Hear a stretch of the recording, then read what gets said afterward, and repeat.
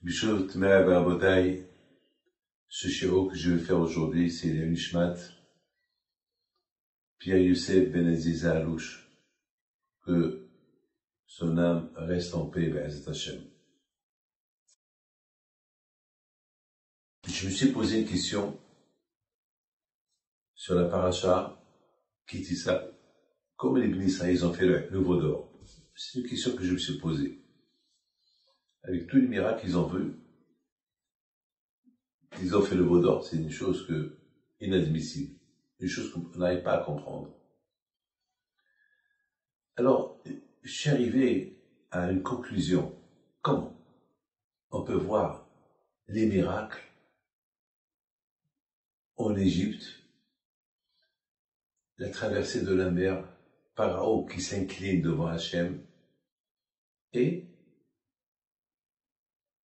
les Bnei Israël, ils ont vu Hachem, ils ont reçu la Torah. Et Moshe Rabbeinu, il monte pour apporter la Torah. Et après 40 jours, ils se sont trompés d'heure. Ça y est, ils ont fait le veau d'or. Comment? Mes amis, il faut savoir une chose. De là, on apprend que autant que la personne, elle peut monter, elle peut tomber aussi. Un riche, il peut être riche, une petite bêtise qu'il fait, il peut tout perdre.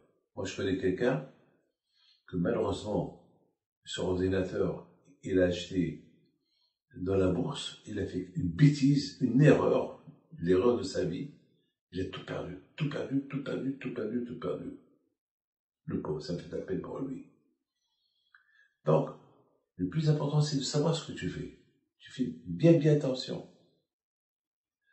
Aujourd'hui, dans beaucoup d'ordinateurs, il y a la nouvelle technologie que lorsque tu fais une erreur, l'ordinateur te demande, tu es sûr? Après tu dis, je suis sûr. Après il te dit, réfléchis bien, parce que tu risques de tout perdre. Non, je suis sûr.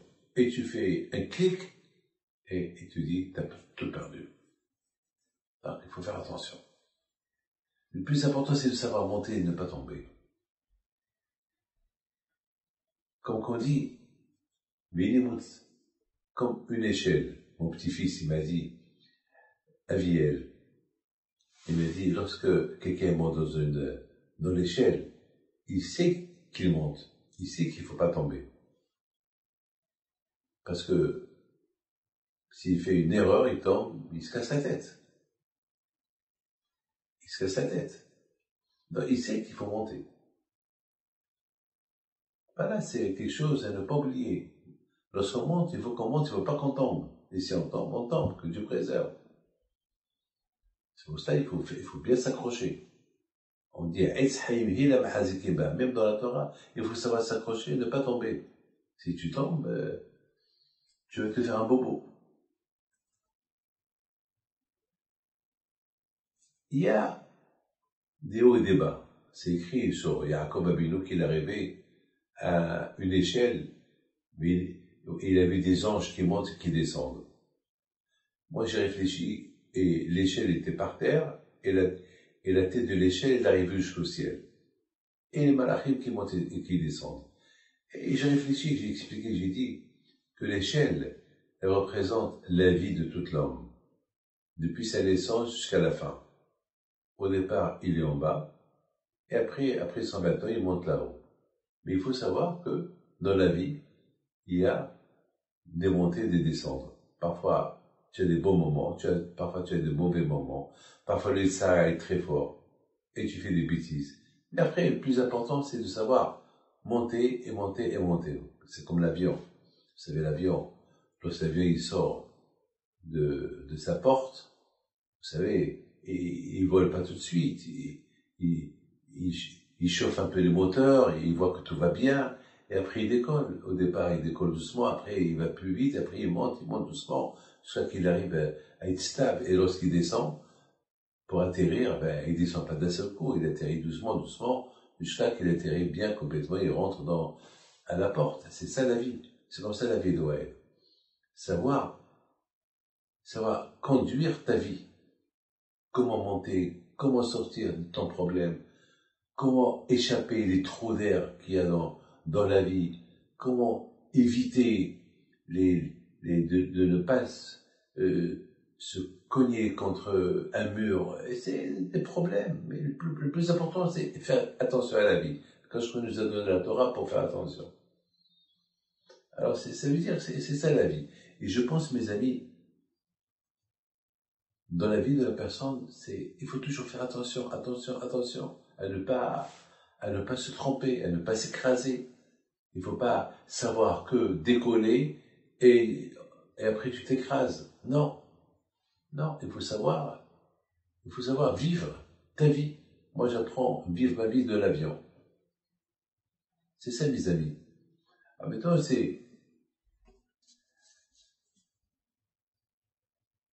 ces juifs-là, qu'ils ont vu que Moshe Rabbeinu n'est pas descendu, ils savent que Akadosh Baruch Hu leur a montré des miracles. Ils ont tout reçu gratuit. En général, pour être riche, tu travailles pour être riche.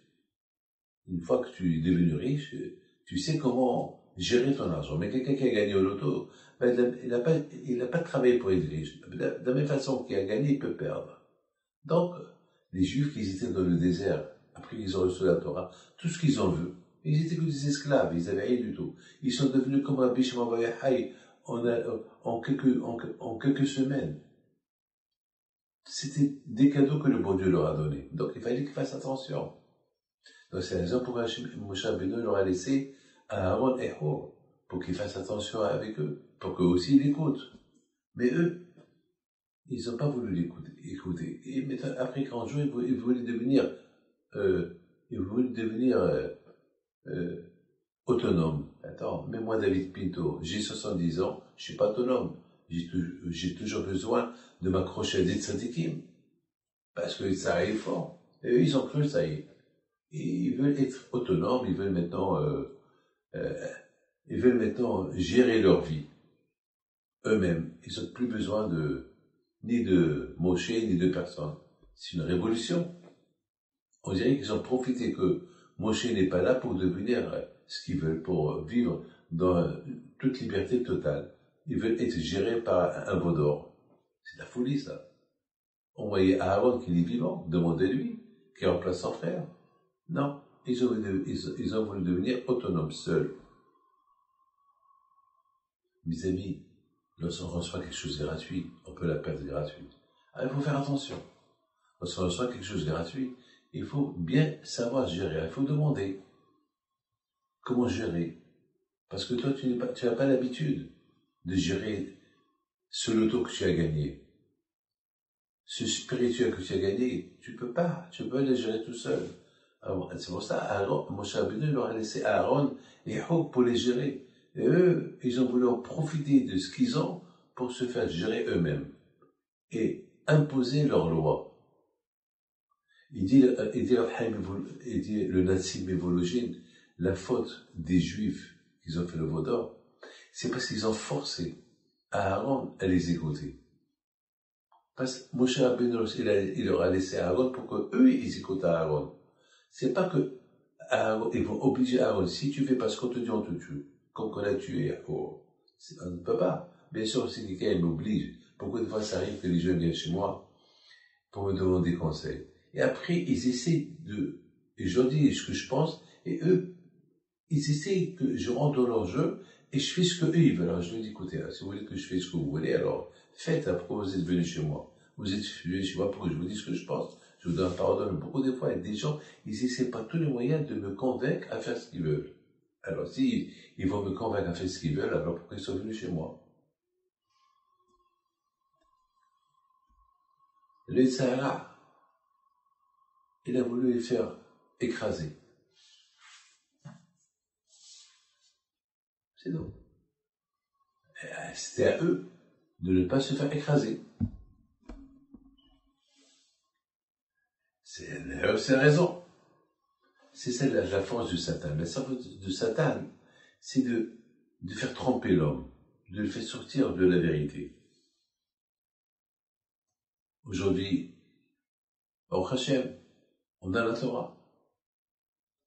Eux, ils auraient dû attendre entre-temps jusqu'à ce que Moshe Rabbeinu descende avec la Torah. Et avec la Torah, Hachem, il va les aider à surmonter le Sahara. Mais eux, ils étaient trop sûrs d'eux.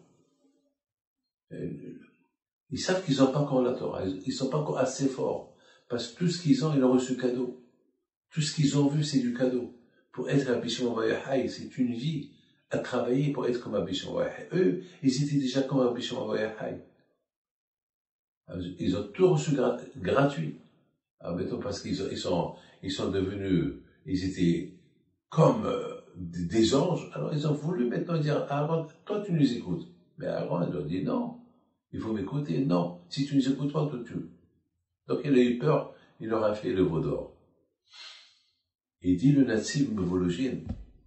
Là, les Juifs, ils ont fait deux fautes. Ils ont forcé Aaron à faire ce qu'ils veulent.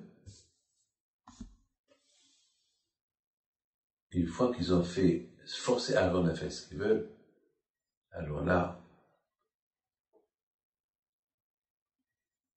ils sont tombés vraiment dans le piège de Sarah. Là, vraiment, ils ont fait une grave erreur.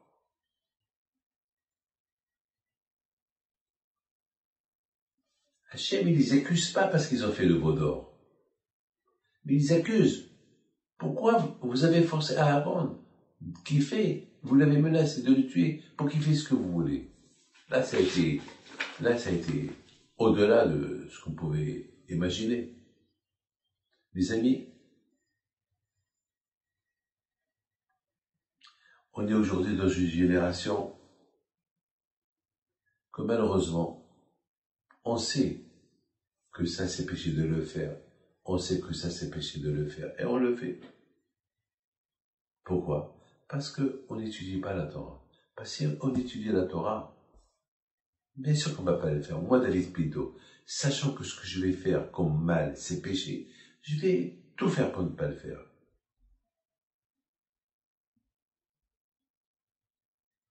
Mais à cette époque, ils étaient encore faibles, les Juifs. Ils n'avaient pas encore. Ils n'avaient pas encore. Moshe n'est pas encore descendu avec la Torah, avec le vrai médicament. Vous savez, il y a ceux qui est malade, il a un médicament, mais il n'a pas un stock.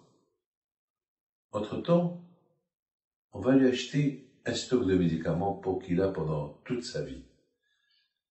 Eux, les Juifs de l'époque, ils avaient un peu de stock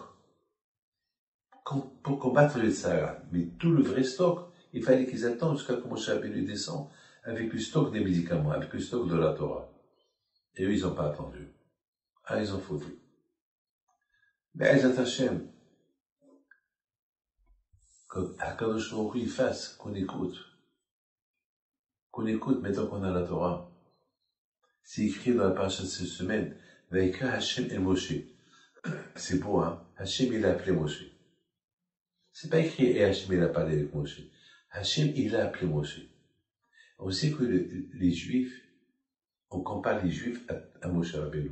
Moshe Rabbeinu, il est l'équivalent de tous les bénis Israël.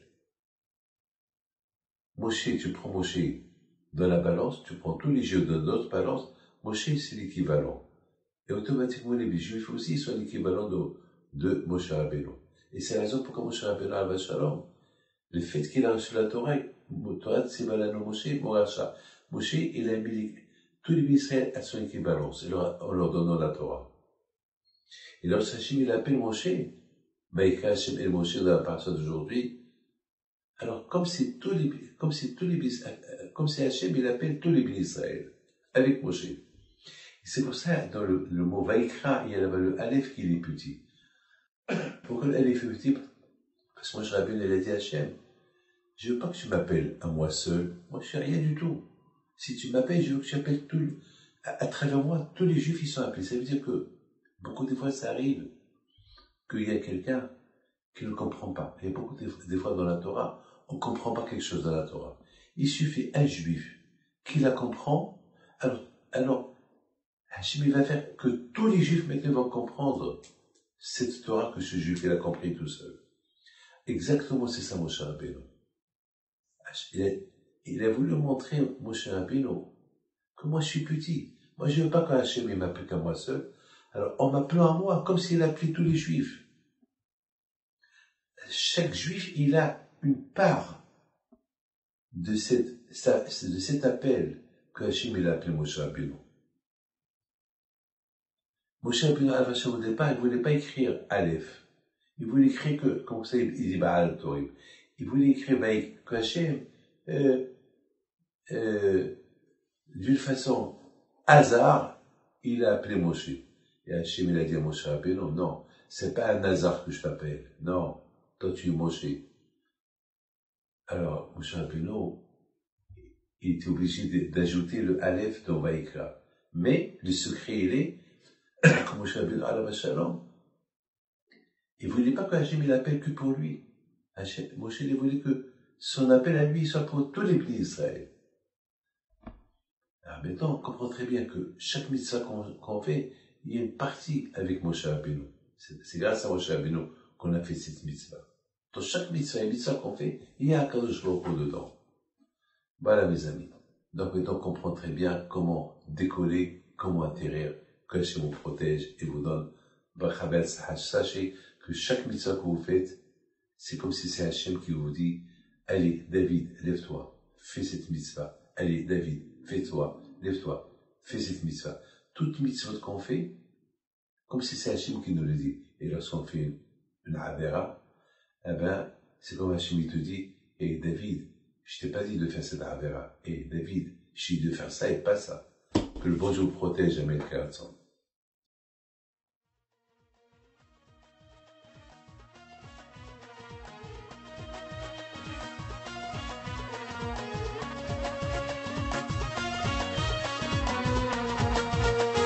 Non